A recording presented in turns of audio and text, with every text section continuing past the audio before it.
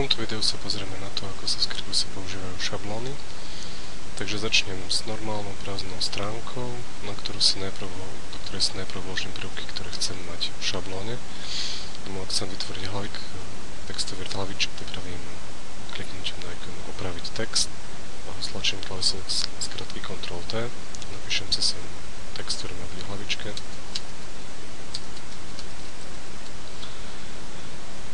Zadefinujem preň svoj vlastný štýl, takže idem na štýly odstavcov, vytvoriť nový štýl odstavca,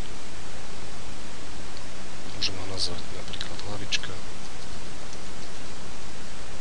prejdem na štýl znaku a zvolím si písmo, veľkosť písma, štýl,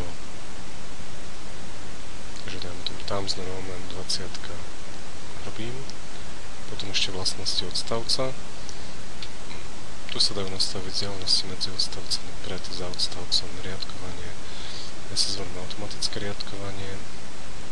A štýl, ktorý som sa vytvoril, ešte priradím k textu, ktorý chcem mať v hlavičke.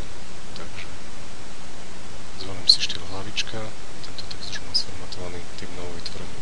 Keď sa rozhodnem ho niečo ďalšie, napríklad nejaké logo, tak dám vložiť obrázkový rád.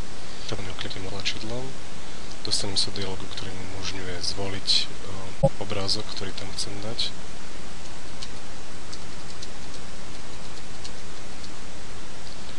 Takže sem zatiaľ mám iba obyčajnú prázdnu stranu, tu si môže ísť rámec a jeden obrázkový rámec.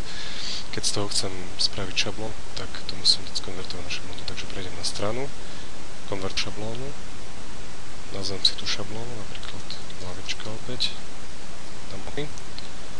A teraz už mám vlastne vytvorenú šablónu hlavička a každú ďalšiu stránku, ktorú vytvorím, tak je môžem túto šablónu priradiť z rozhodov, takže dám vložiť novú stranu na koniec dokumentu.